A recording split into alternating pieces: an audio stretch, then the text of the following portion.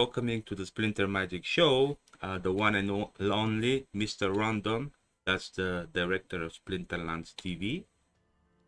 Welcome to the channel, r0nd0n. After we done our proper introductions. Well, thanks for having me. I'm uh, I'm excited for all this Splinterlands TV stuff, and I'm excited to be here. I'm not really quite sure what we're talking about today, but that's quite all right. I'm here to answer anything you want to throw at me. Well, I wouldn't. We're here to talk about Splinterlands, and it's not like going to be like an interview, or I'm not going to question you or interrogation or something like that. I mean, we have a lot of things happening lately, and a lot of interesting things happening lately. Like yesterday, the Las Vegas sold out in less than a minute. So I mean, I felt lucky that I have one reserved. But how about you? Did you mint yours already? Oh yeah, I minted that pretty quickly after it happened. So, but Even you minted from the coupon, or you tried to get it in the pre-sale, or how did you do it? I used my promo. Yeah, Yeah. Did you yeah. see our nice teammate from Splinterlands TV that pulled not one but two gold foil Las Vegas? I seen a couple of our Splinterlands TV people do that. Yeah, really? Yeah, so and I'm not quite sure. I'm not quite sure if they had the VIP tickets or not, because I know some people were there. They had been given a VIP ticket, but then usually that was for like they were someone else bought like extra tickets in order to get the gold card, and then we're just letting people have the VIP experience. Um,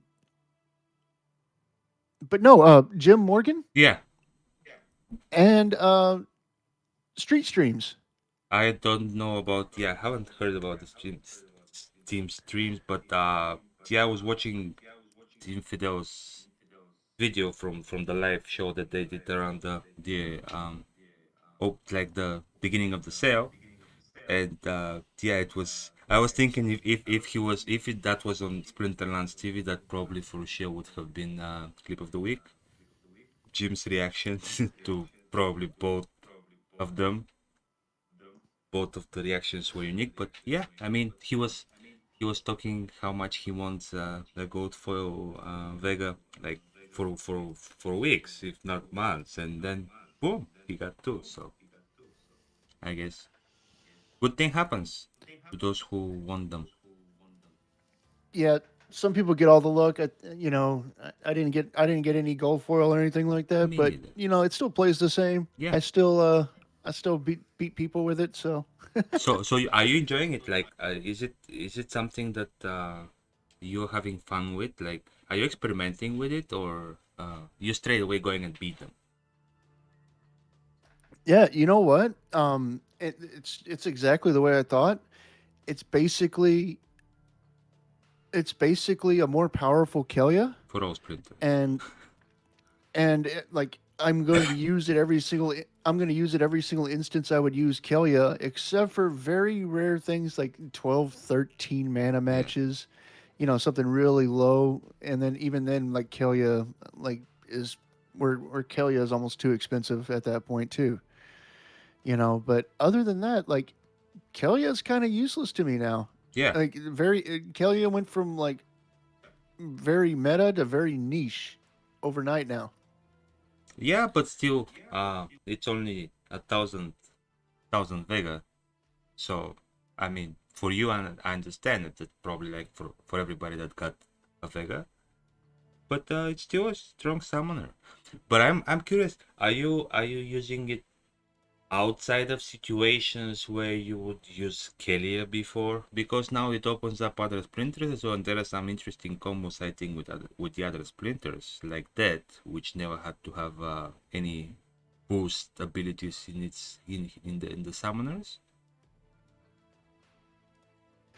You know, I've been just because it's new, and this is what I do with all the new cards is I just kind of force it into all sorts of situations now where it really doesn't even fit. But um, you know, It works. Yeah. Well, I was definitely experimenting, and I'm thinking, I'm thinking it's quite versatile, and the whole fact that it opens up all the highest level cards in your deck, no matter how high of a summoner you got in your deck.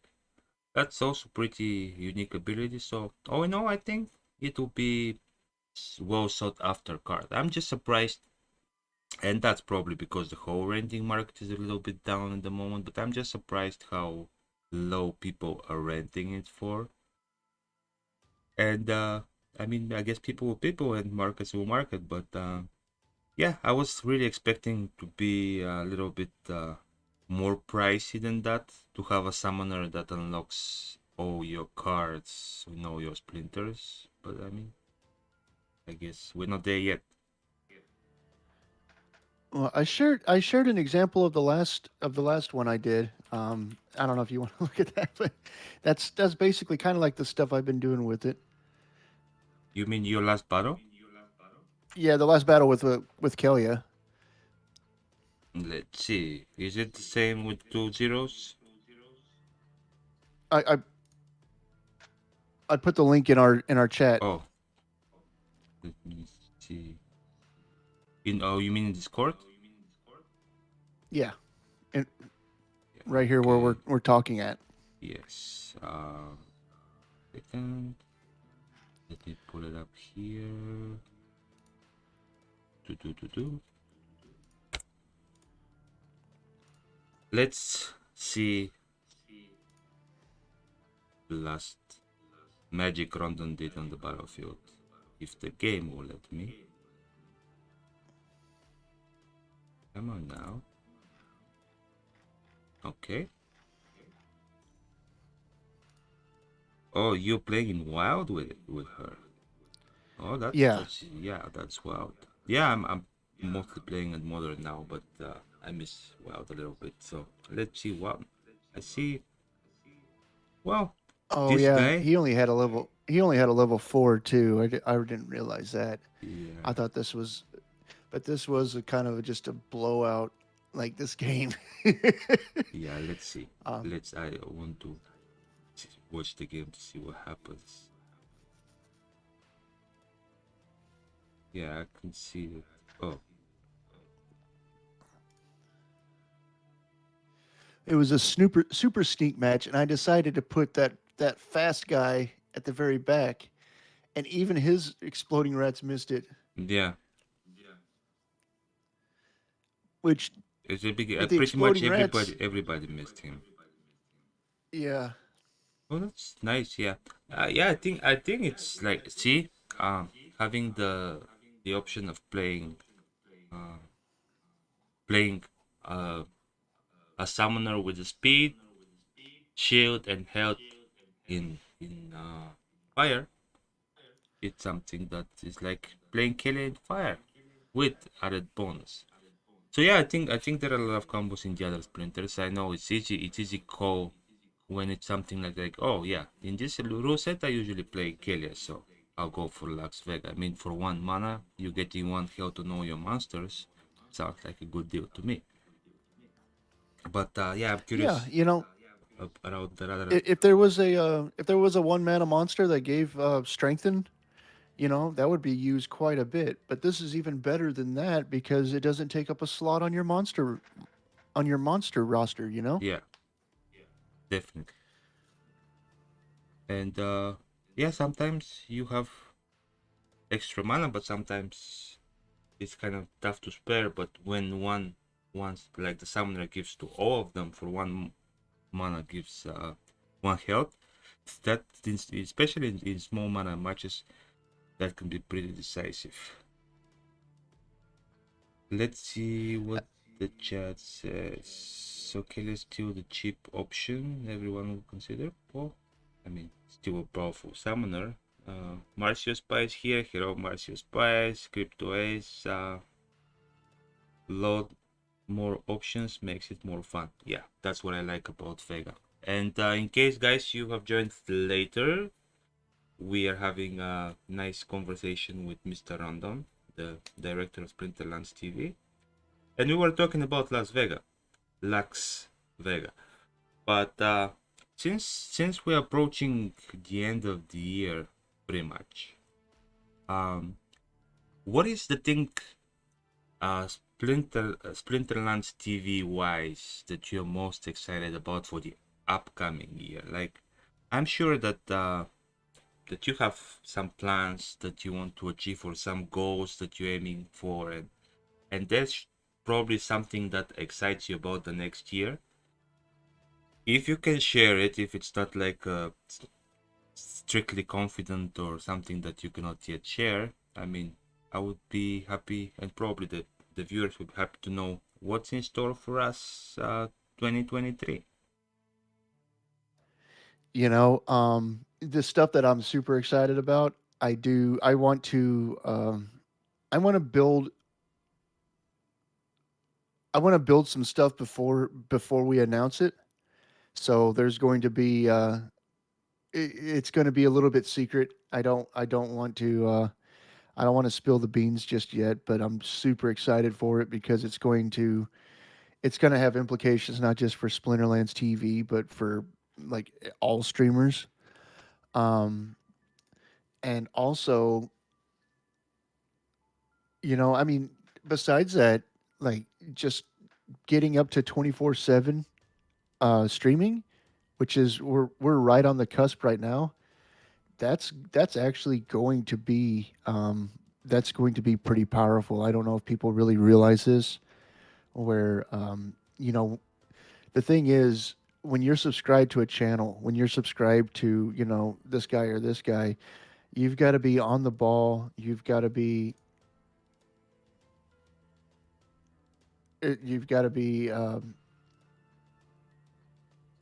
just Always present. you've got to be alert. I'm sorry, I'm losing the words Yeah, here. I haven't had my coffee yet this morning, it's but you've got to be alert and like and be proactive. That's the word I'm looking for. Be proactive in order to catch your favorite streamers, right? You've got to pay attention to alerts. It's got to be at a time where it's convenient for you, right? Where you're not working or you're not doing something that requires your attention. With Splinterlands TV 24/7, it's it's almost like that TV channel that you can turn on at any point in time and catch something. Yeah, it's some even So it's sometimes people are playing it like in the background, like just a noise, like some distraction. If like whatever you're waiting for something, then you take a glance at the TV. It's yeah, that's huge. Yeah. And do you think we are going to achieve it by the end of the year? Because you said we're almost you know there.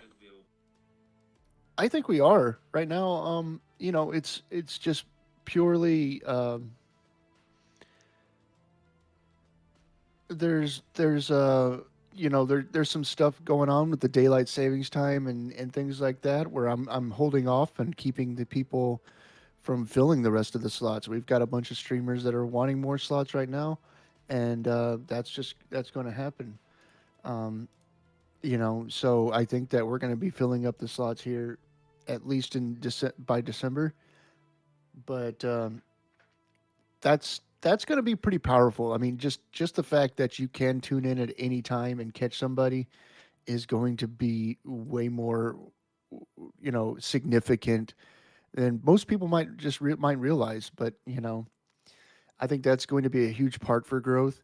Um, you know, we're looking at getting some pretty interesting people. I can't say that we are going to do it or not going to do it because um, with this crypto crash, it's made budgeting things a little bit harder to do. So with that going on, we can't really just count count on future budgets just yet. I do think though that the crypto is going to turn around pretty quickly right at this point though. I think that the sentiment is going to um, shift back towards a bull market actually pretty quickly following this because of Well, because of you know why this happened and how this happened, right? This wasn't. This is big money market manipulators. This isn't anything that like was you know You're talking about FTX, I presume. I don't really like the thing is yeah, I'm talking about the FTX stuff going on, but the name actually doesn't even matter. What really matters is the fundamentals. The fundamentals of all of this The House of is Cards, the yeah. well, it's the protocols have been sound. The everything's been sound. What hasn't been sound is people trusting their money into centralized exchanges. And you know what?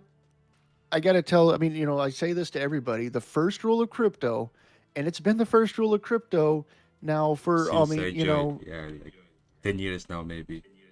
Not oh your, yeah, it's been the first rule of crypto since crypto was like, since like 2009. not Yeah, your keys, not your crypto. exactly. Not your keys, not your crypto. Yeah.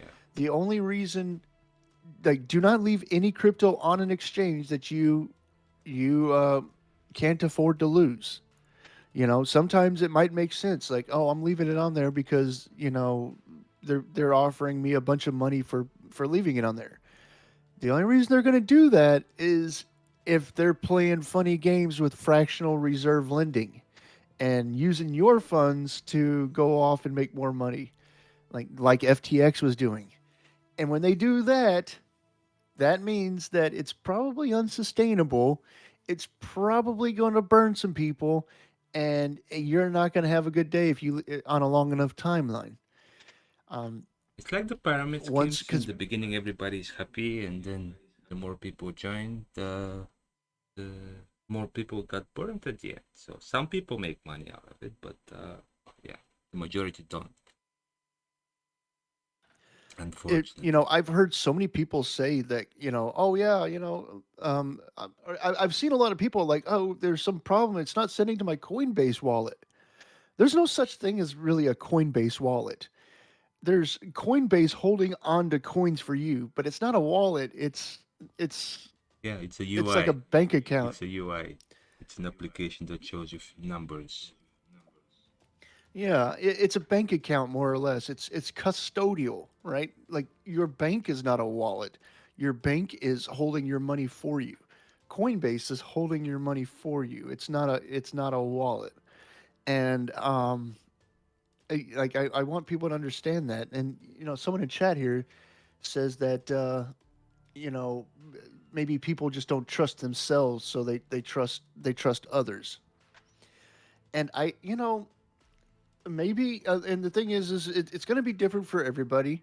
If you really just can't hold on to a password, if you really just lose everything that you own in your life, and you're you know maybe like taking a chance and letting somebody else hold it for you Yeah, but then you're living is with the the way. risks of, anyways, losing it, whether it's to Yeah, because you don't remember your password or because somebody else just walks away with your money. So, I mean, I think it's about the responsibility. Like, nobody can convince me that they cannot, if it comes to their wealth, they cannot find a way to keep things in order. Like, okay, you cannot remember your password, and write it down and put it in a safe, or put it in a uh, code wallet, or like whatever whatever.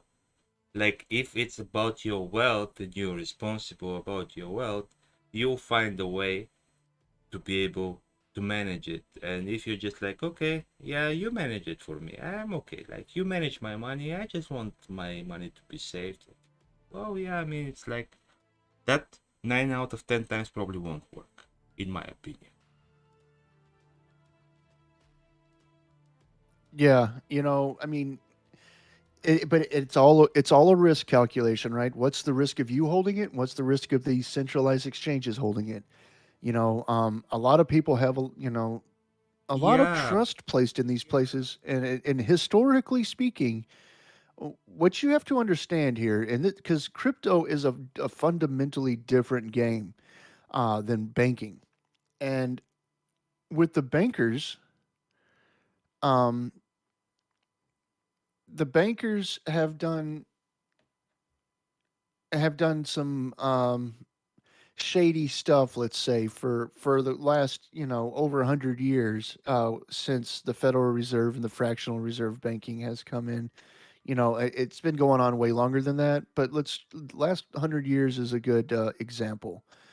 Um, and this fractional reserve banking is, hey, you put $100 in my bank, and then I take that and I loan out $1,000, and that's fundamentally the system that we've been working with, up until recently. Until recently, now it's even worse than that. Actually, I don't know if people realize that here in the United States, but it's even worse than that, or it was for a point, where they were like, "Oh, you can put in $1, and I can loan out $1,000," like that kind of stuff.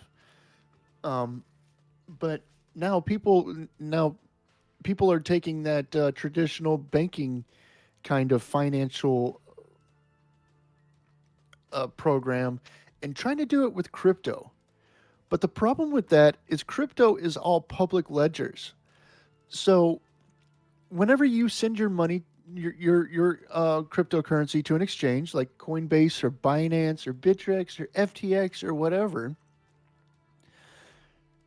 all of that is publicly traceable. I can see which wallet I sent my Bitcoin to. I can see how much Bitcoin is in that wallet.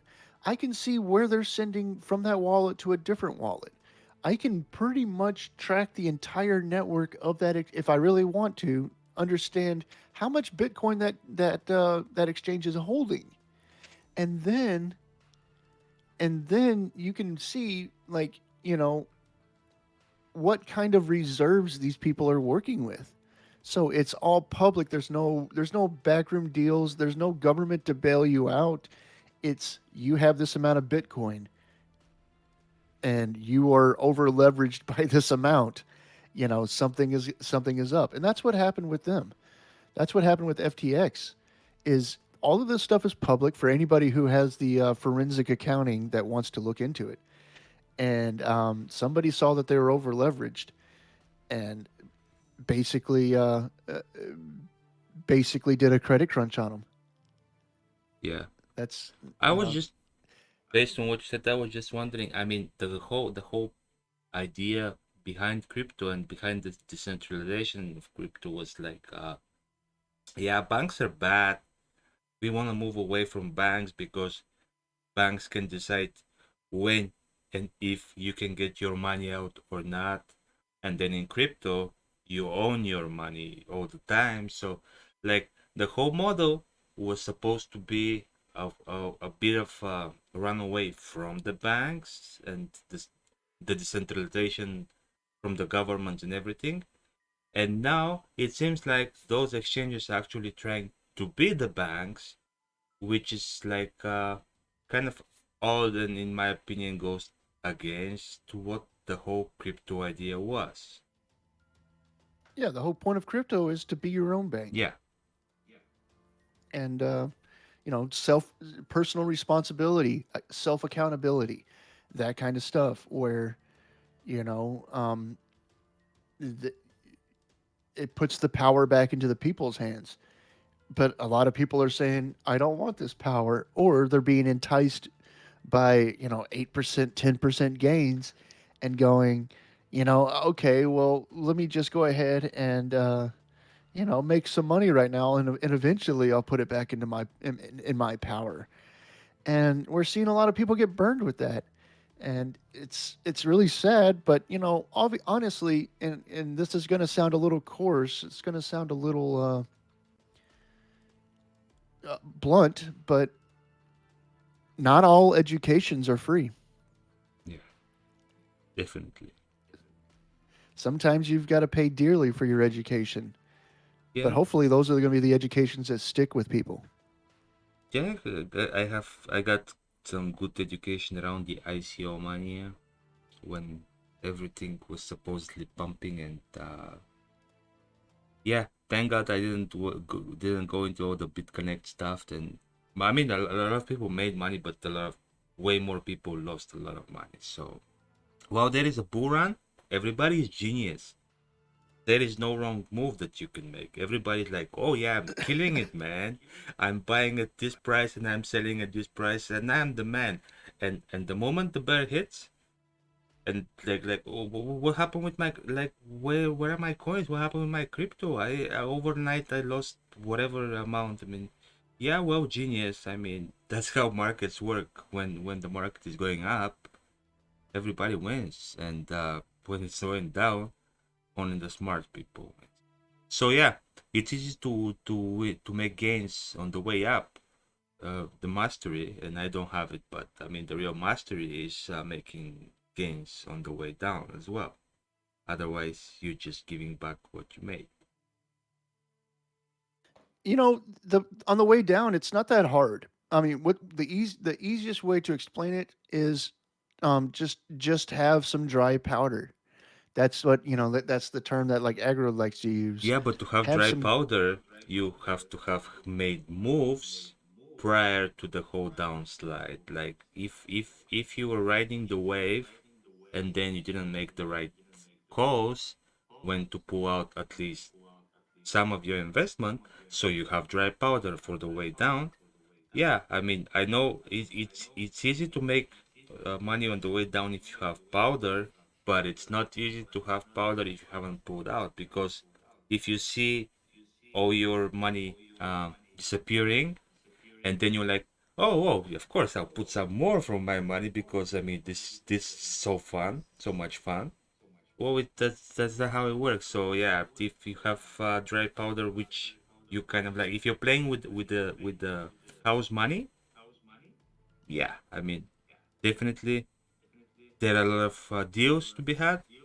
Like the other day, I couldn't help it, and I just bought some Ethereum. I mean, when it went to 1-1, I mean, it just kind of like, yeah, it was Black Friday, and I do understand that some people were hurt by the whole drama, but it also presented a lot of opportunities, and I'm hoping that people were smart enough to take at least some of them, because they won't last long. I mean, I remember when Bitcoin was like flying high and people were like, "Oh, it's too late. It's so expensive. I cannot buy it now that it's so expensive. How come it's so expensive already?" And then when it crashes down, they're like, "Oh no, see, it crashed so much. It's so cheap. No, I cannot buy it now. I mean, what's the point? It's obviously dying." It like it's funny. Like when it's going up, it's too high. When it's going down, it's too low. So it's never the right time to buy for some people. That's why I suggest dollar cost Yeah. averaging, where you maybe you've got $10 to invest every week, and that's all you invest is just $10 here, $10 here, and $10 here. And eventually, what it does is it averages it out. It's dollar cost averaging. It averages out your buy, so then you're not buying at the very top. You're not buying at the very bottom. You're buying somewhere in the middle, and it's more of a calculated kind of risk adverse way of doing it, where you're not trying to call the tops or bottoms, and it makes the guesswork a lot easier. And but that's kind of the way I would suggest for people like that. Now, for me, I'm more of the kind of guy who just waits and waits, and then I try to call the bottom and buy as much as I can. I try to call the top and sell, make some profit. Um, How and I mean, how are you I'm not. doing? How are you doing with that regards? Like, are you successful? I've not been. I can't say I've been 100% successful or anywhere even near that. But I've made some pretty good moves at certain key points where, like, it's just like, holy cow, how did that happen? And you know, and like during the bull market, it's worked out very well for me. Where like I buy a bunch right where I think that right when I think it's a good time to buy, and then all of a sudden the bull market goes crazy. This last run up, for instance, to 60, or the first run up to 60,000, where Bitcoin, we've never even seen Bitcoin above, like, 17,000 was kind of the real high. Yeah. And then it dropped way down. Um, I scooped up a bunch at like 3,000. I think it was like 3,300. And I mean, when I say a bunch, it's not that much Yeah. in the short. But I scooped up everything I could. Let's put it that way. All the dry powder I had at that point, and put it all into Bitcoin.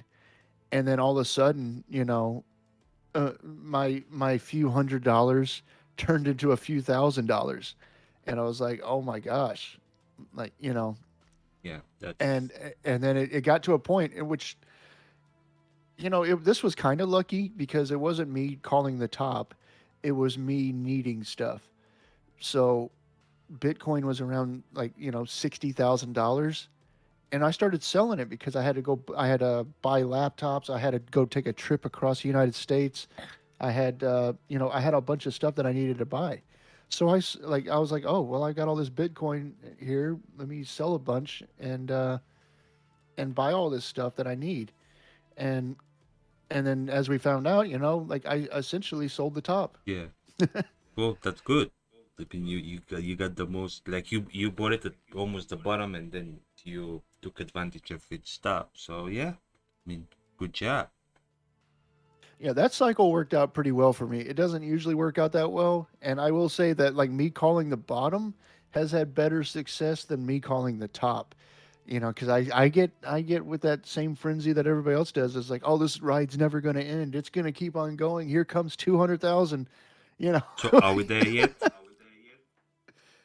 sorry. Are we there yet? Yeah, no, and because when it's moving like that, you just never know where it's going to stop.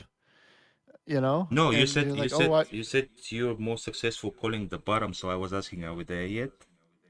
Oh, are we at the bottom yet? Yeah. I that's what I was saying at the very beginning. I think we are. I think right now is the time to start accumulating because and this is not financial advice. This is just personally what I think and I'm doing myself because it looks like this FTX stuff. It's more of a flesh wound, even though it looks pretty bad. Even though we're bleeding everywhere, it's not a deep wound. Um, and this was the result of that three arrow and a bunch of other stuff that had happened just previously. This was a result of that kind of stuff too. I don't know if you realize that. Where um, I'm trying to think, was it Luna? I believe it might have been Luna. Like because FTX had leveraged into that in order to bail out because of that stuff. It's kind of a What I've heard, like, because I've also listened to some conversations about the topic, and it was mostly around CZ and Binance, that he was holding a lot of the FTX coins, because FTT, I think it was, because he was asked to be for like a support, for like a support, but then the CEO of the FTX started acting like he's the top shot, and he's like he can do whatever he wants, and he was kind of getting in bed with the regulators and the governments and whatever. And CZ was like, "Oh, okay. I mean, you're the big shot. Okay, well then we'll just sell. We'll just drop our coins." And it was like he was kind of dependent on CZ bailing him out, and that's what I heard. I mean, I'm no expert. I wasn't following it that close.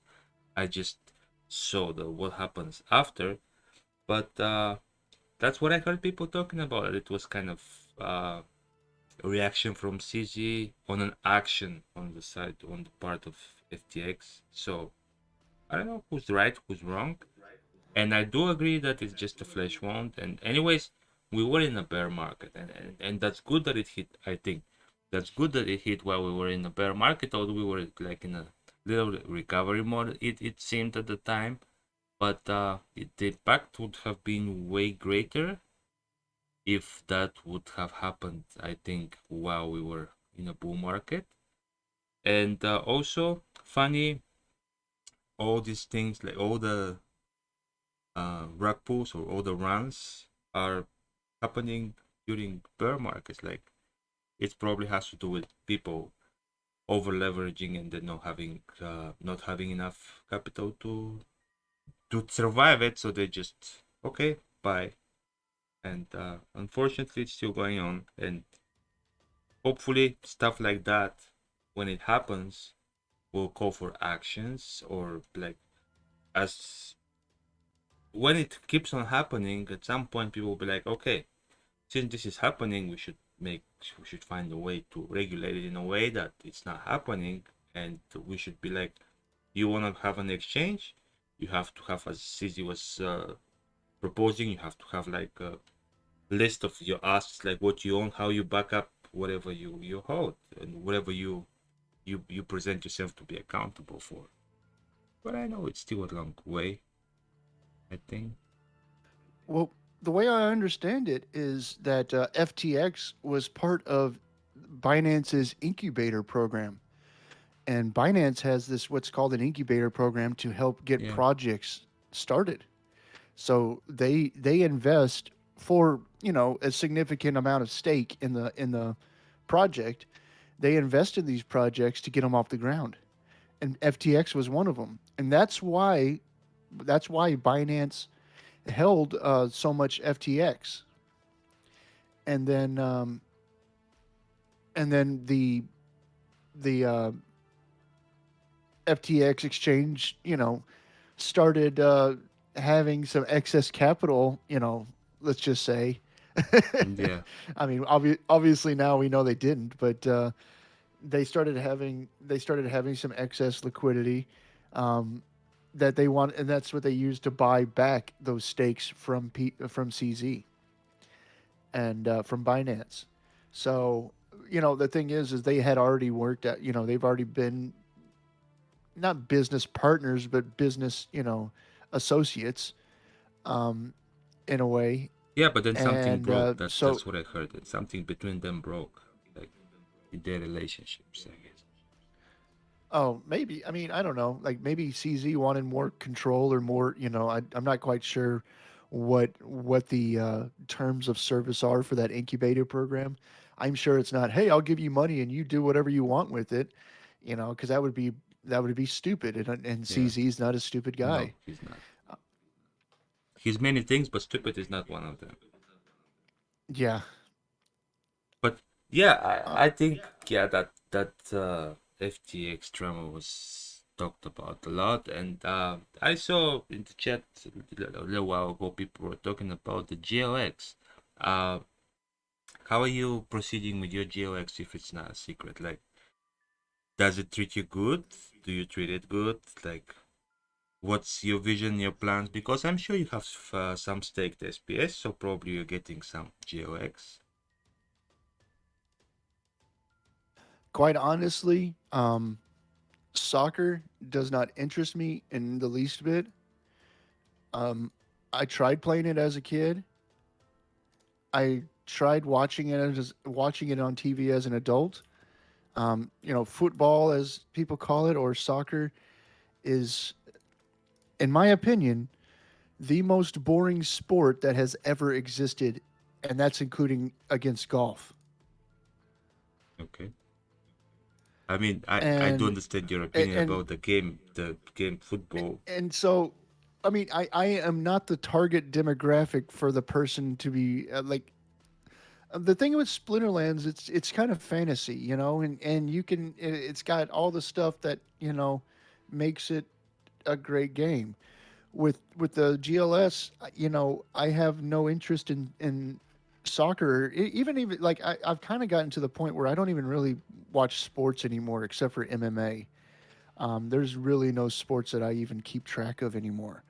So, um, like I'm gonna have like I don't want to have to even like keep track of soccer in order to understand like what I'm doing with my game here, because like there's going to be some crossover, and I'm not quite sure exactly how the game's gonna work, but like knowing who these players are and where they'd be good for and all that kind of stuff might come into play, and that's stuff that I'm definitely not willing to do.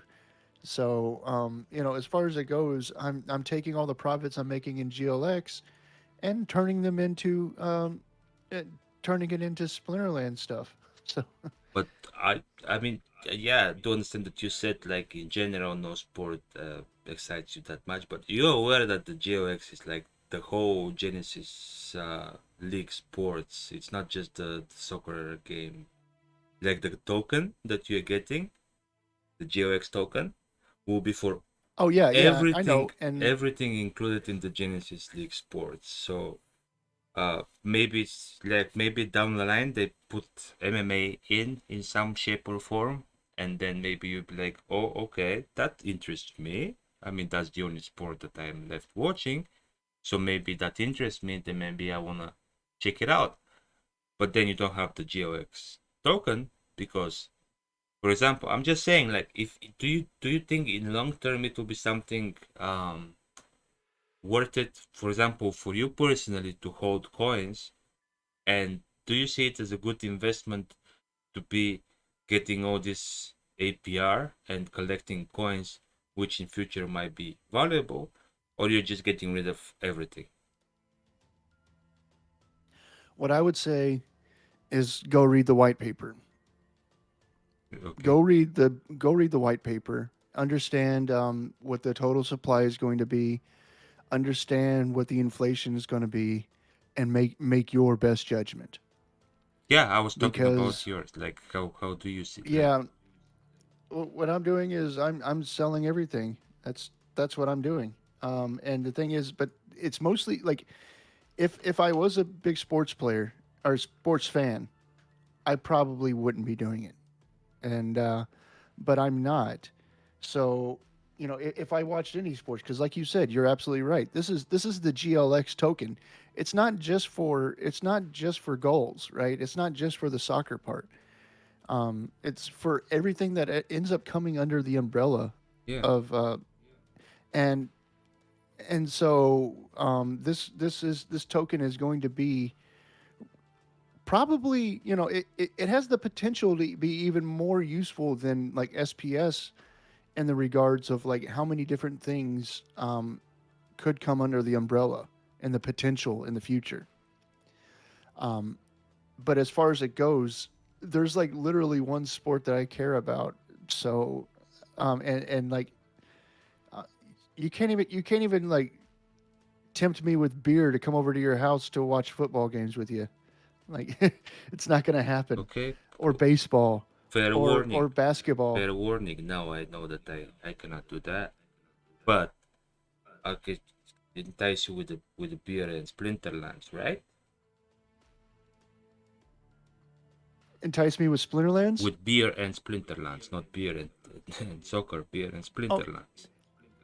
well, I mean, to Sorry. to watch Splinterlands, yeah, Or to play, or yeah, like whenever, yeah. when the boss fights come, and then when we're like doing raids and stuff like that, and I mean there could be like parties where people gather together with their laptops and they're like thinking strategies how to address the boss together, and like, yeah, I mean, who knows, sky is the limit. I mean, maybe sometimes my imagination gets wild, but I mean, why not? Like, it happened before with World of Warcraft. I know we're talking about different genre, but still, I mean, you never know where the game will lead us in a couple of years. You're absolutely right. And I mean, the thing is like I'm not. I am definitely not saying that this is like it's a bad thing, or it's something that nobody should do, because that's that's really honestly not my point of view. But my point of view, and this is just me being honest, like and as a company man, I'm probably gonna get in trouble for saying a lot of this stuff, but it's just my honest truth. Where I'm not a sports fan, so it's just not really my. It's not my forte. Oh yeah, I was talking about Splinterlands at this point. Like, it was no Um, uh, no longer sports. Like, it was just people, once they implement all the different variations when land comes, and they said they have plans for boss fights or or raids or whatever it is. I'm saying that people can be just gathering together and playing together, discussing the strategy as if they were chatting, or like, or even virtual reality. Maybe VR will be part of the game at some point. So yeah, could be fun. I mean, it's not fun drinking beer on VR, but still, who knows? You never know. Yeah, no, with all the stuff that's coming out with the lands and the boss fights and all that stuff, it's going to be um Splinterlands is going to it's going to be transformed. And it might even be what somewhat unrecognizable from what it is today. And with tower defense coming out, that's going to change a lot of the dynamics and a lot of the stuff too. You know, guys, I don't think you guys realize this, but you're not going to have enough cards. Yeah. Um, Somebody you know, mentioned we're somebody mentioned in the chat earlier that soon there won't be after land is out, there won't be 1 cent cards on the market anymore. no, like the cards are going to be absorbed by land pretty readily from what from everything I've heard. And like I can talk about this freely because I have no unique insight to land. I don't know anything that you guys don't know, so Yeah. it's all speculative. As far as what we could talk about today, there's really nothing concrete except for land will use cards. We know that. How many cards will it use? And what kind of cards? And how is this all going to look? It's a little bit fuzzy. It's we don't really know what's going to happen, but we do know that it's going to be a major card sink, and all these cards that are sitting on the market for 1 cent and whatever are probably going to be working land and all thrown up because that's going to be the one of the water flows in the path of least resistance. Yeah, and some of those are really good cards in general, so they'll be needed, still needed. Some of them will be still needed battles, even though they're reward cards. Some of them are awesome, and I think everybody knows by this time which are the ones. But yeah, those will be soon-ish out of print as well, and then you put on the becoming of land, and then you put on tower defense, which also requires taking cards, and then well, then we find out that Uncle Agi was right again. There is not enough for everybody. And I think that there'll be bright days ahead of us. But talking about land, do you own any? And what are your plans for it if you do? I actually do not. Are you You planning to know, get any? yeah, I've put in a few orders for some. Just put in some buy orders, hopefully hoping that somebody would sell into my buy wall, and that hasn't happened yet. I'm trying to get it at the right price. I know we have a bit more time, and we're also going through a bear market, so I'm trying to get it at a reasonable, try to get it at the lowest price possible. I've been really kicking myself when I passed up the $20 plots that they had whenever they first did the land sale. Um, I, I thought $20 for this. This is outrageous, Yeah. you know, and that's that's kind of where we're at So right what is now. your ideally your like? What is the plan? Like how many plots you think will be your goal? Like what are you aiming at? Like how do you see it It's playing out? it's all gonna depend on how much money I have like hanging around and also what other opportunities are out there because there's a lot of times, man, I go and see like those Pellicor conjures are like a cent. And sometimes I'm like, all right, well, I'm gonna go buy 1,000 of those, because it's just that one of the things that you got to understand is the whenever you see a card get played in so many matches, whether it doesn't matter what kind of card, a reward card or a card you pull from a pack or a promo card or whatever. If you see, you know, if you see a Gen O'Shaughnessy gets played almost every time there's a water team. If you see a Pellicor Conjurer get played almost every time there's a white team, then you got to understand that those cards are probably once they go out of print, they're probably going to be on par or above other legendaries or commons or whatever their counterpart If is. you see Urias played in Like every single battle, no matter what. Yeah, if they're being played at a high frequency, that means they're useful. Yeah. When a card is useful, it is valuable. Right now, those values are being pushed down because people get these cards for just for playing, and then they don't really, they might already have enough or whatever, and they just throw them on the market. And there is, another thing you got to understand is the circulating supply is quite high. There's 80,000 Gen Oshanas. There are 1,800,000 Pelacor Conjures. That is quite a lot. Yeah, but when you max Um, them out, how many of them those are left?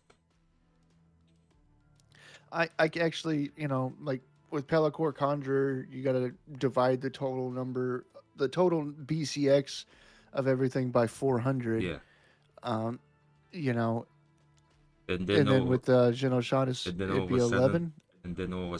the total amount seems way, because see, to be honest, if people can afford to max something, that's the rewards cards, like the majority of the people. So uh that's where most of them, like at least in the gold level and above, that's where most of them get most of their utility anyways as well. So I would say that there probably won't be many 1 BCX cards left at some point, as people would need the card leveled up in order to be as useful for them, especially now with the whole changes in the reward system and stuff. I think those cards are going to. I mean, I remember some of the old reward cards. I remember them being cents as well, so like under pennies, and then I saw what are they selling now. So yeah, I mean, not a financial advice as well, but I'm like you, say, there are so many things. Yeah, sometimes I'm driving my car and I'm like random thoughts, like, okay, now I'll be getting so and so DC from the rental market. So what do I like? Do I need do I really keep on maxing little by little the parts of the deck that I have not maxed? Do I buy some reward cards because at some point they'll be way more expensive and I can sell and then I can invest in making my deck, or do I save for rebellion, or and that goes on and on. And well, thanks, at least I did not have to think about land. But the problem is real, like so many opportunities that it's easy to get lost. And it's usually we people, I think, we want a little bit from everything, just just to be safe that if something takes off, we're on the right track. And I'm judging by myself. I don't know how you are, but I'm like, well, there is like uh a hundred bucks in TD, $100 in the league goals, this wristwatches, like everything. I need to be in, like, just to be on the safe side. Yeah. Um, that's kind of what I've done. I went in with somebody, a person that I trust, and With your money, we bought a, huh? person you trust with your money. Yeah, Okay. and we got a bunch of Rift Watchers. Um, and You mean after the pre-sale, or like recently, or in the dur- pre-sale? during the pre-sale. Okay. But I bought all I could, and that's my stopping point, right? Like I might get a few more, but it's not going to be a significant amount, right? I bought 575 packs Yeah. because that's what I could afford. Yeah, I bought 1,000, Um, but those didn't get me. Well, they get me close to, but no, they are actually not really that close to maxing out. And I feel I'm so close. I know it's still a couple of thousand probably dollars away, but I'm so close to being able to max my chaos and my wristwatchers, that I'm thinking, if I manage to do that by the time the rebellion is out, then I'll be in for a great start, because the last set that is going to be in modern, I'll have mm, both maxed the the mini set and the main set, and that gives me an opportunity to actually start playing on a higher level once Rebellion is out. Because now I don't want to play the catch up with Untamed, because anyways there's not much time left. But with those prices, I don't want to focus on leveling up, maxing cars that in a few months will roll out of modern. And my real focus is to be maxed as, or as close as possible to max of the two sets that are going to stay. And I think that will give me a good starting point. What do you think?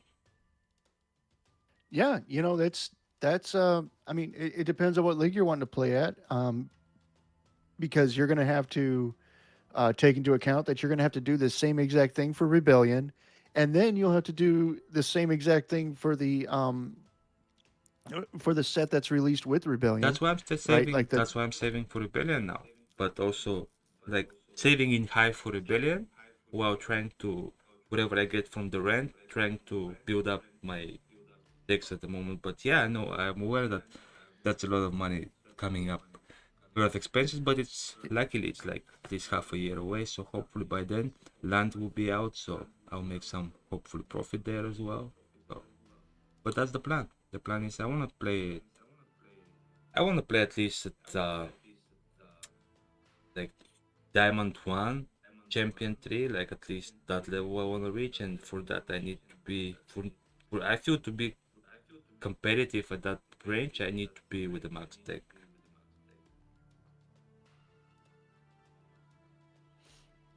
That's what I think.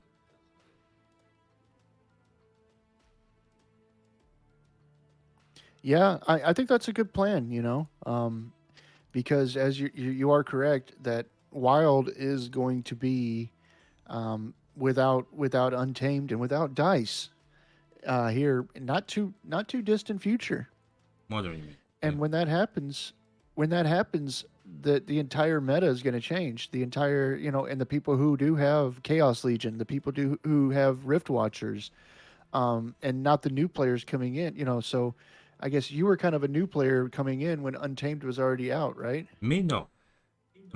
I just was No. lacking. I'm here from 2018. I'm in the game from 2018. Oh, okay. I was just So, but you just slacking. never really invested in No, Untamed. no, and yeah, I just see. And when Untamed was out, it was kind of the game was kind of in a phase where it wasn't there wasn't much happening, and there wasn't much earnings whatsoever. And at some point, it all went up to grinding in a lower league than what your car, like if you have a cars for to be like decent in gold, you go in silver and you try to play for the leaderboard. So that's what I was doing for several months. And it was same like today, where you, for every win, once you go on top of the rank for that league, every win you get, there is no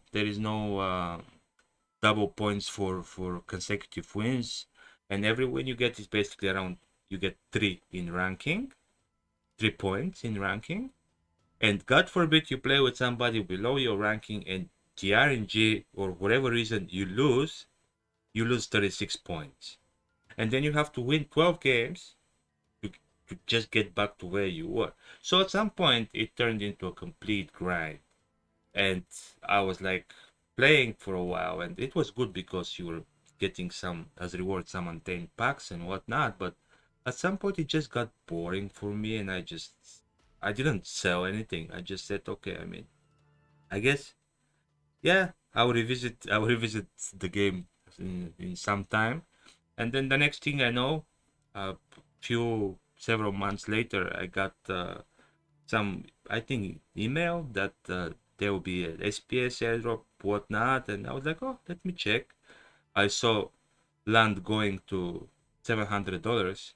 I was like, oh, okay, whoa, maybe it will go even more. I'm not selling. And that's where I started like getting some SPS for my plots and everything. And actually haven't invested much. Like all the most of the cards that I have at the moment, they have been from the mostly money that I was airdropped from the company. So yeah, I'm really grateful for that. But now that I have the chance on a fair, like equal start, because when by the time I came back, uh, in a couple of hours, like everything was sold out. Untamed was sold out, and then little after that, Dice was got sold out as well. So it came to this point where things were overpriced and whatever. But I feel like I missed out due to uh,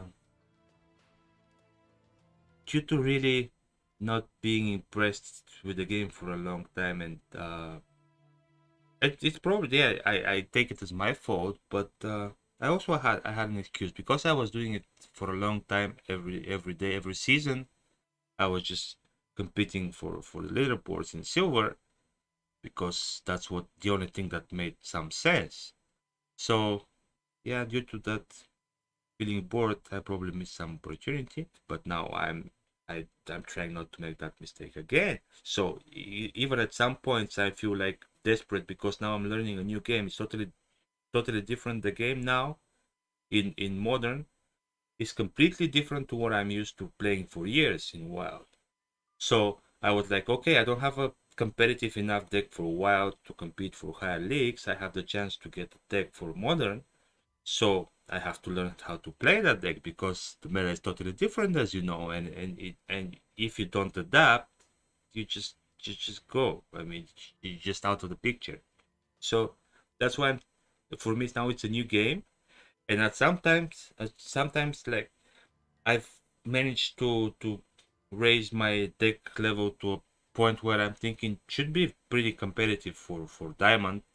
And when I get like moments when I struggle to see things happening and to see wins, and like I get to days in like you win some but you lose most, and then you feel like you're not good enough and you get like a little desperate. I what I do is like I decided whenever there is bro time, I remove everything from the rental market. I put my bros, I drain my ECR, finish the bros, put back everything into rent market. By the time it's time for the next bro, already the ECR is back to 100%. So rinse and repeat. So I'm playing like 3 4 days probably in the season, but it's still worth it because the days that I'm not playing, I'm getting like around 10 12,000 DC from from rentals, and that piles up, and that's actually what I'm that's what bought me Lux Vega, and that's what I'm trying to do to accumulate to build up to build up my Chaos and Riftwatcher deck as much as I can before the Rebellion is out. And on the other side, that's what I meant when we're talking about GOX. I was talking about what I do now is like I compound and I take half, for example, like not even half, like some, for example, whatever there is the daily drop, which is like around 40 something for me or something like that. I get like half of it, and then maybe from the whole day from one of the drops when leave it for longer, I get like 20 30 50 probably JOX tokens. I send it to tribal decks, and I cash it for Hive, and I keep on stockpiling Hive while I'm also compounding the rest in JOX. So this way I'm also like kind of a dollar cost averaging, like taking some out but not really taking it out, putting it in Hive, which now, in my opinion, is very cheap as opposed to what can eventually be. And then, if it comes to the point that it realizes its potential by the time the rebellion is out, that may be my bank for starting to buy into rebellion. And this is all just speculation, but that's my plan for now. And I guess that was a pretty elaborate and long plan. But since we started talking about it, I decided to share it. I think that's pretty smart, and it fits your particular. way of doing things, and it might not be the best for everybody, but for you, it's a smart move.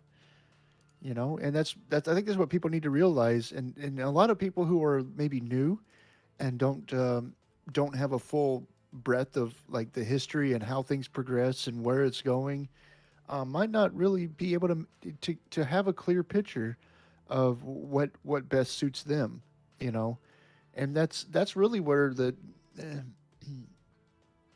that's the tough part of Splinterlands, trying to understand what you have now, what you can do with that, and where it's going. Because not there's very few people who have all the plots of land that they want, all the cards that they want, all the different tokens that they want. And there's very few people who can afford to just have everything. And even if they do now, So that's not yeah, the end, because new more fancy and better things will, like, more enticing things will come along the way. They have to jump into that one. I mean, I'm here, like, I was hearing conversations, like, people that I would think like have pretty solid positions in the game, cashing out on cards to be able to do something like attend the fest, or buy another card that is now released, or whatever it is. I've seen people that you would think, like, based on the whole total sentiment that they're whales, it's actually even whales are like, okay, well, now I have to think, like, how to approach this. So yeah, nobody has enough, as I said, and there is not enough for everybody. right. So I'm um, sorry. the trick is trying to tailor what's best for you and what's best for your future, uh, based on what you want to do with the game, and how much you have. And it's tricky. There's no right answer. It's and the thing is, it's about experience. It's about looking into the past, and then it's about understanding what they're talking about for the future. And a lot of the things that Ag says, like you are not going to have enough uh, push and shove responsibly kind of stuff. Mm. He's not just saying that to blow smoke up your butt. He's doing that because I don't know if you've noticed this, but the stuff that they say on the town halls ends up happening. Yeah. For the most part, sometimes there's delays. Sometimes it doesn't happen as quickly as they want, but um, it happens. And so what you have to understand is, what does that mean for me as a gamer? What does that mean for me as my future here? Does that mean does that mean that is it going to be useful for what I'm trying to accomplish? If it is, then you need to make sure that you have stuff set aside in order to take advantage of that. If it doesn't, then or maybe you just don't have anything to set aside for it. Maybe you'll just have to wait and see if there might be a better deal down the future. But that's the gist of it. Where pay attention to the town halls, pay attention to the posts that are written, and try to get an understanding of where we're headed in the future, because that's where you're going to get that information. And a lot of the stuff there, um, it's kind of interesting, where they don't. Sometimes people let the cat out of the bag early, and you know when it wasn't supposed to have been announced, and things like that happen on the town Yeah, hall that's what I was quite a trying to bit. get you, like, to get some early alpha for the viewers, but you were like, nope, I cannot share it yet. So, well, I tried. Well, with Splinterlands TV, like the only thing that I know early alpha for is Splinterlands TV. The Yeah, rest of the stuff that's I what I find was out, asking you about. And you said, you and know what? There's something very cool happening, but I cannot discuss it yet. yeah, I'm a little bit I'm of a different school than Ag and Matt, as far as like they kind of release stuff as it's being worked on, or even before it's being worked on, but as it's like kind of the plan has been finalized, and then they'll let everybody know about kind of like, oh hey, we're gonna do this or that, and then they sit on it for a long time, and then I mean it gets done, but like there's a lot of in between time. With Splinterlands TV, that approach isn't really the right approach, because we're not really, it's not sales, right? It's more marketing, where it's a different dynamic, and so releasing stuff early is only going to hurt the hype that happens whenever it is released, and it's going to be it's more it's a better way of doing things is to like hype it up beforehand, but hype it up when it's like being tested and about to be released, and then But also and there is then no financial uh financial incentive here, so it's not like something somebody can abuse the information. Like it's not like in a lot of projects where it like if it comes to Splinterlands, if they say something on town hall, that whatever they say may affect the assets in many ways, or many of the assets in many ways. So that can be kind of dangerous. But with SplinterlandsTV, it can just get people more excited. Like, oh yeah, I have to keep on watching because cool stuff is coming. I mean, you know, if you look at it that way, might be people giving people something nice to expect to look for. I would think. I don't know. You clearly disagree well, with me. yeah, it's a bit of a different dynamic. I want the buzz to go around, right? I want the buzz to go around when it happens. Because like right now, I could say that, oh yeah, we got big plans. Everybody's giving away plots of land sometime next year. I don't know when. Guys, you heard it first on this show, okay? Yeah, sorry. Yeah, I mean, I'm just using that as like some crazy example, right, of something that would generate a lot of buzz. But then, like, I can be like, well, but we gotta create a whole new system, and we gotta do this and that. So, guys, it's gonna be sometime next year, but it's happening, and then everybody would be excited, but then that excitement's going to die down and the buzz is going to die down, and then that initial excitement is going to kind of take the wind out of our sails. Now the thing is with something like that, people would still have excitement when it does finally come out, but and they will it's have excitement in the meantime because we, the streamers, are so awesome that even though they're not getting land for free, they're still having a lot of fun on Splinterlands TV. yeah, but releasing it close to the, like, hey, 2 weeks, oh, giving them a definite time, giving them a call to action, right, giving them that, like, 2 weeks on this date, this is happening. um that's the kind of stuff that, there's no guesswork, there's no kind of ethereal, future time that may or may not happen in some faraway land. This is, hey, 2 weeks, this is what you can expect, let's go. Yeah, And then everybody goes crazy, everybody tells everybody about it. There's people writing posts over there on Splinter Talk about it, people are tweeting about it on Twitter. uh, there's a buzz about it in Discord chat. Like, that's the kind of stuff that you want to cultivate. And you know as far as it goes with Splinterlands TV, I believe that's the correct approach. no, yeah, um that's you why know you're in charge because you know, like you have some plan and you follow it. But I mean, yeah, I was just trying to get some juicy stuff for the viewers. I mean, you cannot blame me for that.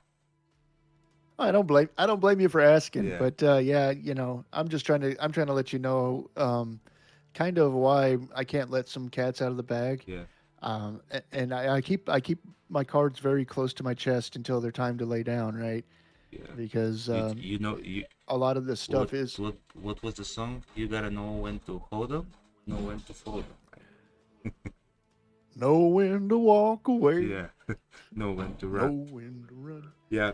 Yeah. You mentioned that we're so close to 24/7 on Splinterlands TV. So I'm kind of wondering when Splinterlands TV 2. Oh, All, Splinterlands TV all too. the major networks, they have different channels like NBC One, NBC Two, NBC 115, whatever. So with Splinterlands TV too. You know, that's that's actually something that's not even out. Like that's something that's been talked about. Um, and it could happen. As far as it goes, though, we're going to we're going to keep it at one channel right now for sure. And for probably for the next 6 months for sure, it'll be one channel. But maybe a year from now, maybe 2 years from now, I mean, this GLX and all that kind of stuff going on, it might turn into its own channel. Yeah. You know, there's a lot of stuff that's happening in the pipeline, which could really change the way we would want to do a second channel. So as far as it goes, we gotta worry about oversaturation. We don't want to spread our audience too thin. And actually, I've been getting reports now. I didn't hear this at the beginning, but now people are kind of not streaming as much on Twitter or on Twitch because Splinterlands TV is kind of taking all the viewers, and that's actually something I didn't really want to hear. Or that it's not something I really wanted to accomplish, right? Um, it's not like Splinterlands TV should be a baseline, but I also think that it should be just one of many different channels. And Yeah. if we're taking away from others rather than adding to the system, that's something that we've got to look into and help mitigate because um, everybody out there streaming on their own channels, in addition to Splinterlands TV doing its thing, is going to be what makes this a success. Yeah, but anyway, this was supposed to be 24/7, so it's not like you you or we are doing anything wrong because you still want like the the main okay, like the main valuation that you get for your job in pulling this together is actually the amount of people watching the channel. So it kind of makes sense to want to make something to provide a good, because if people are watching the channel, it's because they find it either entertaining or something that improves their knowledge of the game or whatever the reason is. They're not just watching it just because. Like if they have a favorite streamer that is streaming at the same time, and then on Splinterlands TV they have something that they don't really fancy that much, they're still going to go to watch their streamer. They won't stay in Splinterlands TV just for loyalty or whatever it is. But it's still, they have the option like, okay, my streamer is not on, I have nothing to do, well, let me see what's on the TV, switch on the remote and you see what's on Right. the TV. So I don't think But that's that's taken away from anybody, in my opinion.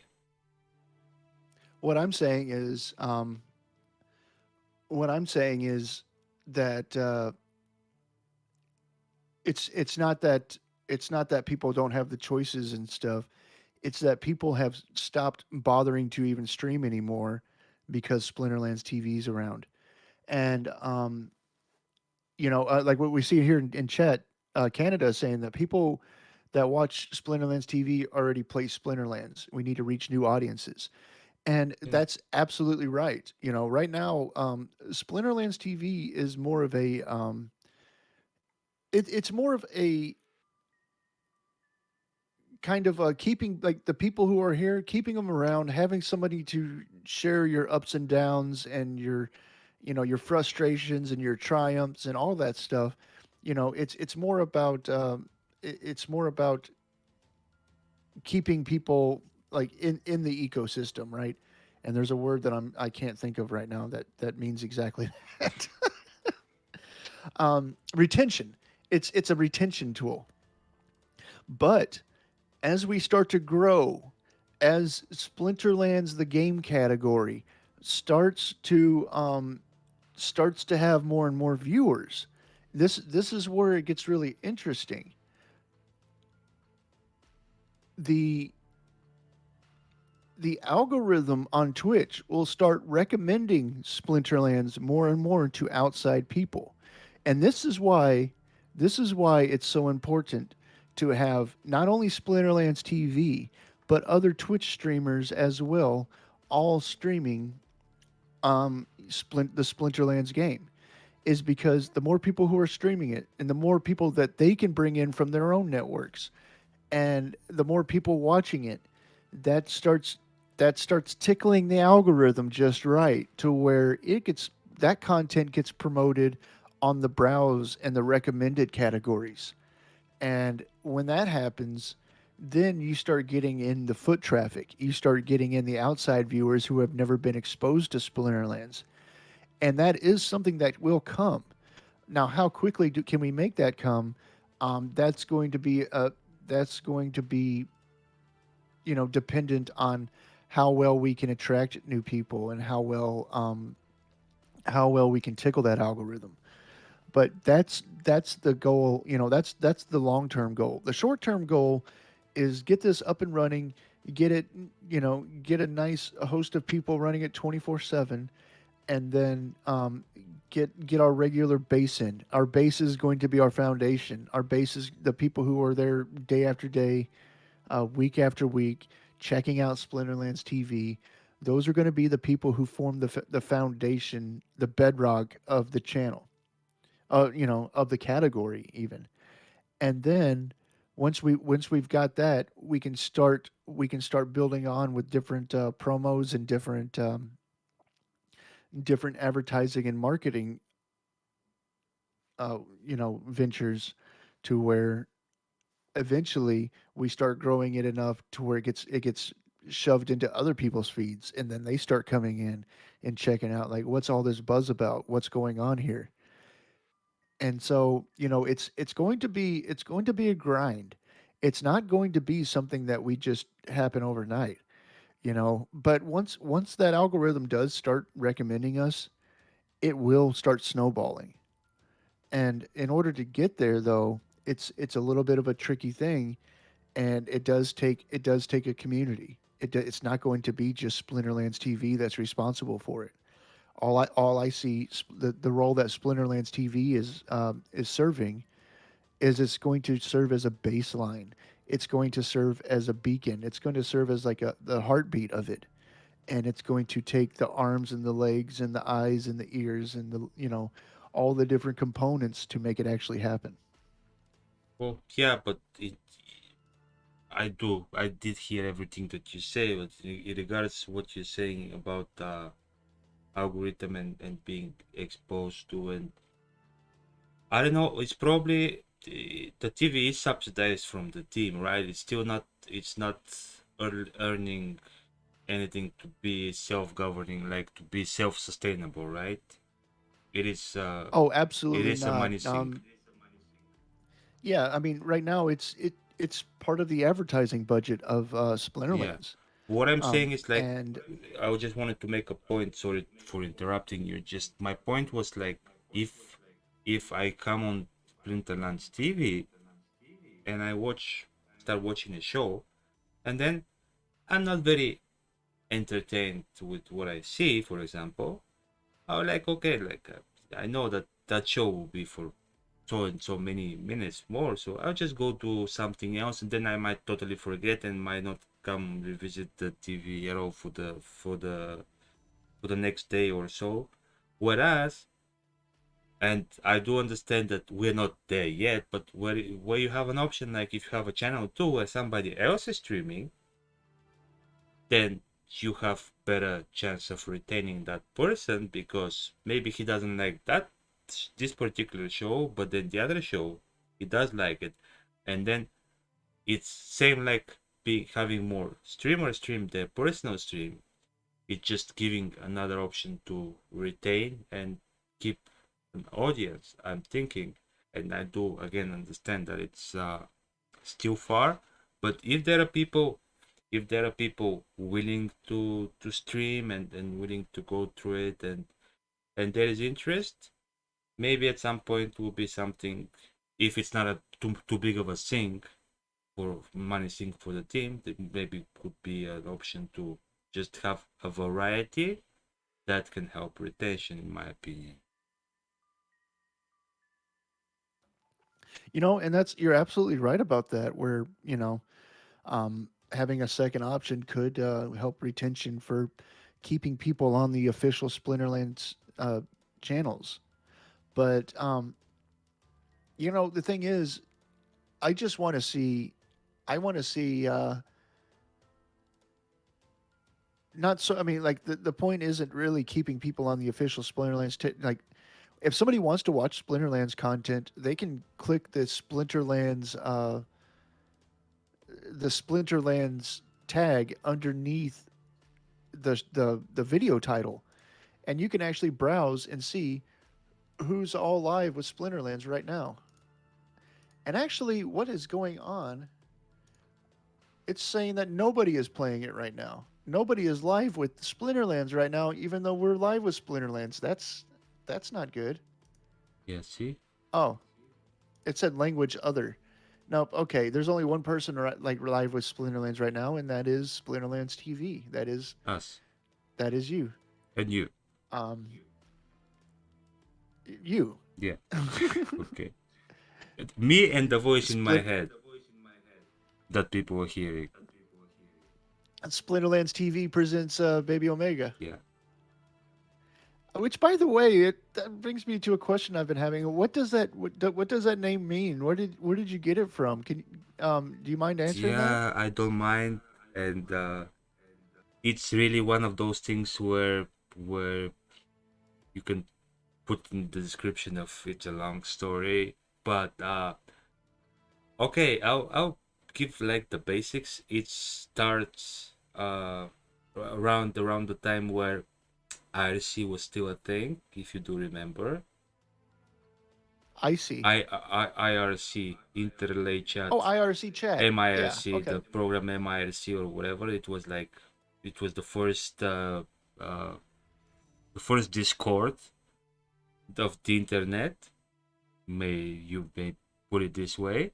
So yeah, at that point, there were this in my country, because I'm originally from Bulgaria. In my country, there was an IRC server that was called irc.omega.bg, which was run from which were run by some of my friends, because I was early in the whole internet thing and there were only a few people of us there, so we knew each other personally or whatnot. And then there was a, a girl and a guy who were admins, and they were like a father Omega and a mother Omega. And then since I was their friend, we decided I'll be the baby of the whole gang. So I was baby Omega. So that's I kept it for like I was at the time probably like 30 30ish years ago. So I kept it for 30 years. Okay. Uh, Well, that's interesting. No, it's so like I guess is that like because that's obviously not the English way of spelling baby. Was it kind of like a meme way no, of it's spelling it, it's or a is that it's a Bulgarian. But that's how we okay? yeah. But it's very close to, like, there is even the brand, this brand Bebe that they have. It's I think in several languages actually means baby. Not in English, because in English is baby, but yeah, I don't It's think it's only it's in pronounced pretty much the same way. yeah, it's not English. I mean, Bulgarian is not the only language that writes it bebe. Let's see, same thing here in Portugal says daru, daru pt. Yep. So yeah, I mean, that's where it comes from, baby omega. So Okay. now I decided, you see my rune here, I decided to name it baby Auric. And I Nice. was see, he looks exactly like I was dressed in the Splinter Fest. And the only thing that is like not matching in my opinion is the weapon. So I put several bits on some stuff like mage stuff, but I don't think any of them will accept my bit. But if they do, I'm definitely combining whenever it's possible, and this thing will turn into a stuff. But yeah, whether it happens or not, it still resembles Auric enough for me to call it Bebe Auric. You know, using ETH is just too painful for me. Oh, I wish I had. I got rid of all my ETH. I saw somebody in the chat saying that they basically they put all their they have all ETH and got rid of their Bitcoin. I did the exact opposite, where any ETH I had, I either put it into Splinterlands and SPS or I put it into Bitcoin because like every single transaction, it just it like I don't know. I've been using Hive for way too long, where the it just doesn't make sense see, it's not that to bad. spend. It's not that bad on the Polygon side because a lot of people. I mean, me personally, yeah, I also instead of Bitcoin, I went it. That's why I even told you, like, I when this Black Friday sale came now, I bought $500 in Ethereum. I didn't buy them in Bitcoin because um there is another game that I'm playing on like a Web3 game that is also play to earn. So it's in Ethereum and it's on Polygon, and there is a small fee to pay for the bridge from moving your asset from Ethereum to Polygon, from layer one to layer two, and from layer two to back to layer one. But while in the game, you don't have any fees, so it's sustainable. It works fine, and actually, some of the not some like most of the income that I'm making from there, I'm transferring it through Hive into Splinterlands as well. So my point was that on the layer 2 solution on Polygon, it's not as bad with the fees, and it's just the community aspect of it. It's like so many people, so it's kind of I don't know. It has some drawbacks, but definitely I find it way more useful. Like Bitcoin can be a store of value, but I find Ethereum way more useful to actually do stuff with. Especially You now, know, now the fees are like not that bad. I use yeah. So I'm not playing any games on Ethereum or Polygon, so I don't you know, if you are, that actually makes a lot of sense. But as far as it goes, like all the stuff that I'm like using is mostly in Hive, Mm. and then the stuff that I'm storing is mostly in Bitcoin. So Yeah, I do that's see kind of it like as a store of value definitely. Just there's not much you can do with your Bitcoin. Well, there are a lot of things you can do. Like I don't know. I do understand that you don't probably around Splinterlands TV. You don't have much time to follow streamers outside, like on the YouTuber side streamers. But um, if you remember Walking Keys from the Splinterfest, yeah. yeah, he's streaming on YouTube, but he's so much into Rooney, and he was doing so much flipping, and he's pretty happy with his results. And what he did with his results is took the Ethereum that he made and putting it into probably a plot of land or something, but transferring it back to the game. So it's an opportunity. Like if you have the Ethereum, you have more opportunity to kind of like try to find things that can be profitable, flip around stuff or whatever. And I do understand that it will never go to the usability and friendliness of the Hive blockchain, which have no fees or whatever in any transaction.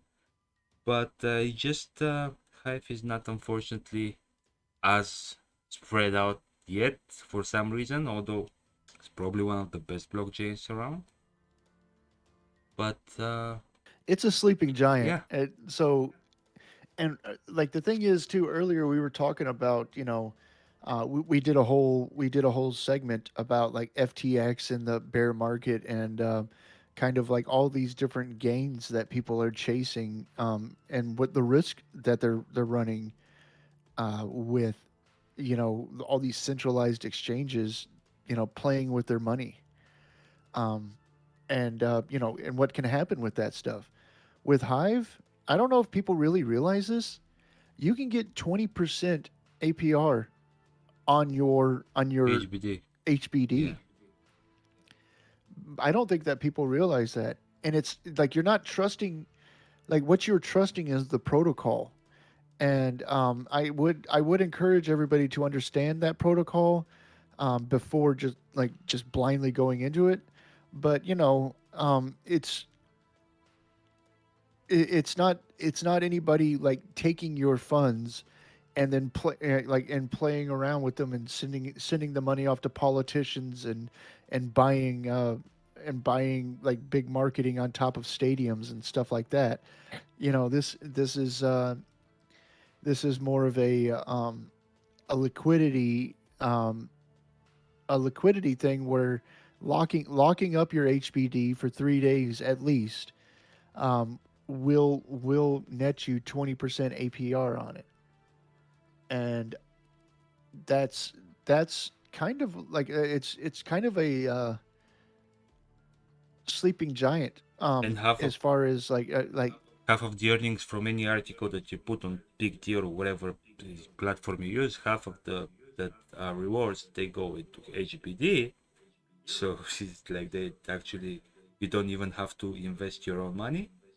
You just get out there, post stuff that people find interesting, make yourself known to the community, and then just earn and stake and earn more. I mean, it's easy way, and then just with that all that money, go buy Splinterlands assets. Not a financial advice. do you uh do you put all your do you actually blog? I used to before.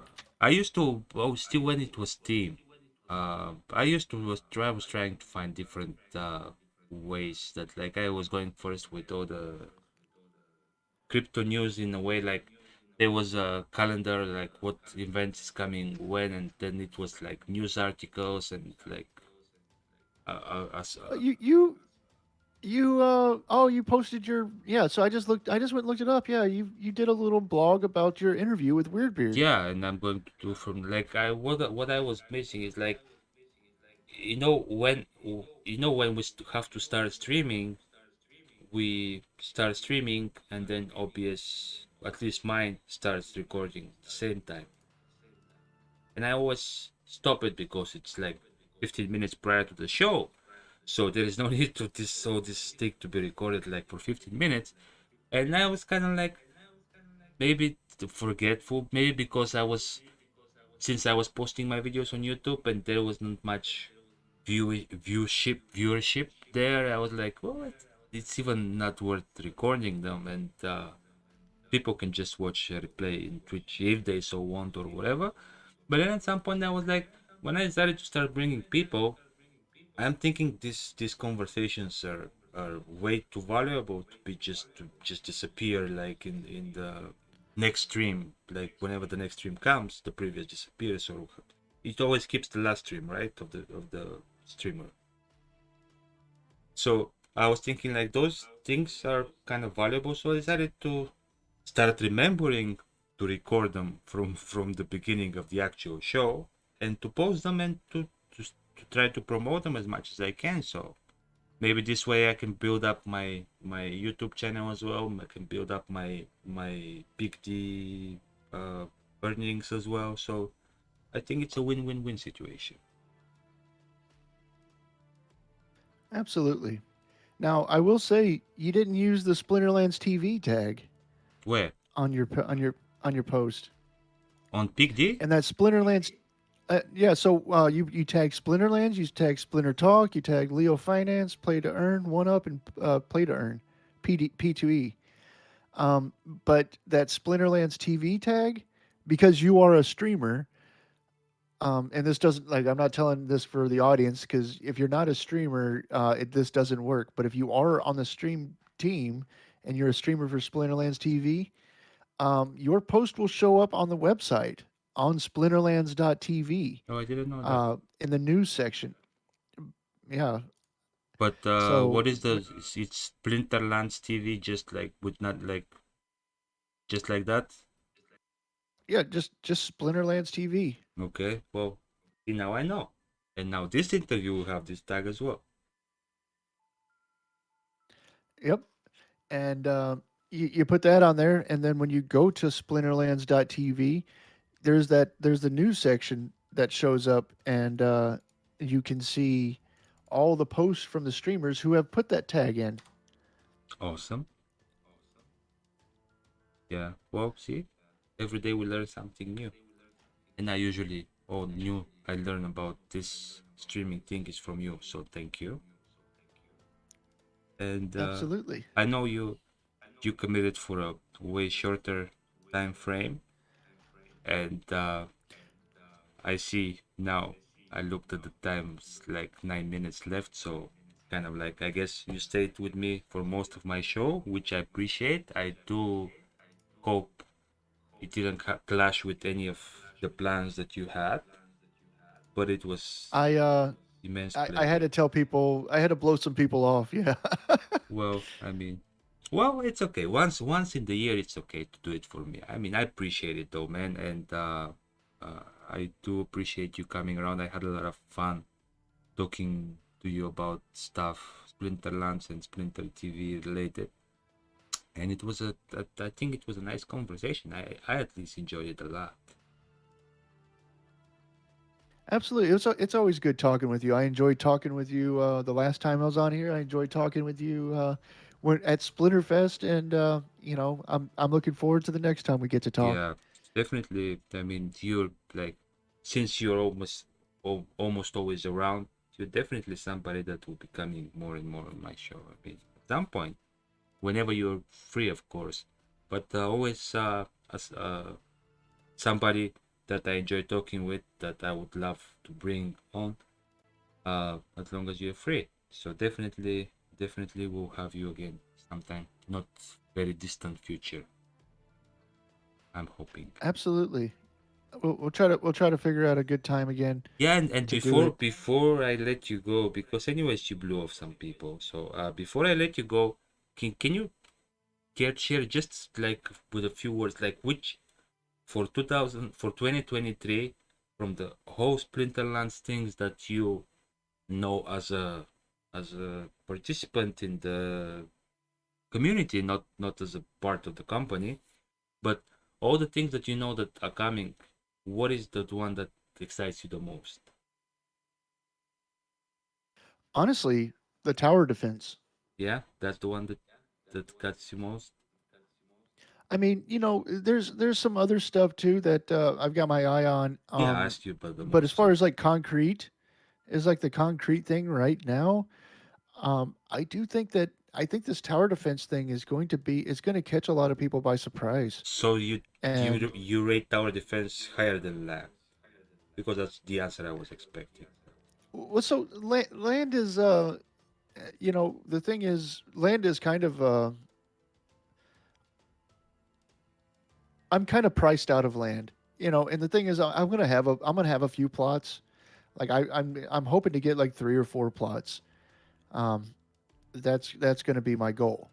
But as far as it goes, 3 or 4 plots is kind of it's not much in the terms of like you know um, in the land game, right? That's going to be a pauper compared to the people running tracks and regions and stuff, Yeah, um, and which I'm kind of used to in the Splinterlands, right? There's always a giant whale that's towering over me, no matter if it's on the battlefield, no matter if it's in the SPS wallet, no matter, it's just something that I'm kind of used to at this point.